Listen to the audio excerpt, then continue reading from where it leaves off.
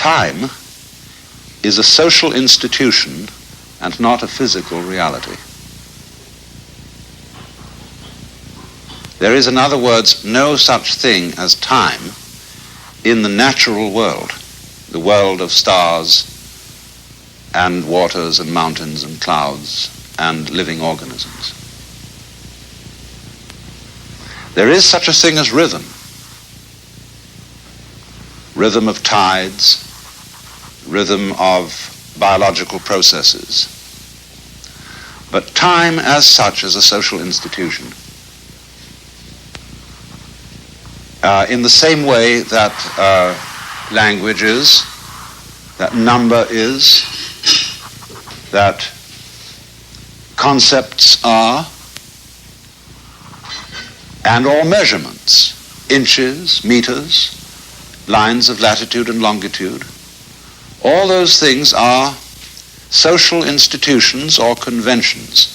The word convention from the Latin convenire, to come together, to agree about something, to hold a convention, and thus, of course, in its deteriorated sense, when we say of something it's purely conventional, that is to say, you needn't take it seriously. Now, of course, are we going to take time seriously? That is the big question. And it depends what you mean. If you don't understand that time is a convention, of course you take it seriously. And you are driven by time. Time is money. Time is of the essence. And we do, don't we, live in a culture or a complex of cultures in the Western world where we are literally driven by time.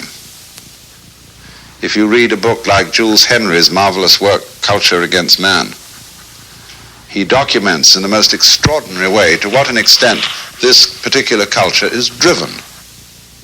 So that even the psychologists have altered the old-fashioned word instincts, and now they call them drives. Because there's this feeling, you've got to make that deadline. There's something there you've got to get to. And people feel driven even when, supposing something's going to happen, you've got an appointment coming up. And some people find that in a strange way unsettling. They're so either eager to make this thing or so anxious about it that in between time they can't do anything else. They're incapacitated until it happens, until the blessed event or whatever it is occurs. But in the natural physical world there is rhythm and there is motion. And time then obviously is a way of measuring motion by comparing motion with some sort of constant. Now the constant in the question of time is a circle marked out in 360 or 60 degrees. And that is time. We cause a hand, a pointer, to revolve around that circle at a regular speed, and that gives us a constant with which we compare all kinds of motions and rhythms. And so the clock is just like a ruler and is as abstract as a ruler and must be taken just for that, which means in a way not seriously, you see. That doesn't mean, of course, that you say, well, from now on we're going to melt down all clocks and use them for something else. Because conventions, social institutions, are very valuable. Corresponding to the watch, there is the compass. And that also is a circle, divided 4 ways, north, south, east, and west. The Buddhists speak of 10 directions because they have not only the 8 points of the compass, but they add to that above and below. And in their mythology, they have guardian kings whose duty it is to guard the 10 directions. And you see them at the entrances to temples and places like that, all of fearsome aspect. The cosmic traffic cops. are that fierce and are that firm about it all, because it is, after all, important that I can meet you at 4 o'clock in the afternoon at the corner of 42nd Street and 5th Avenue.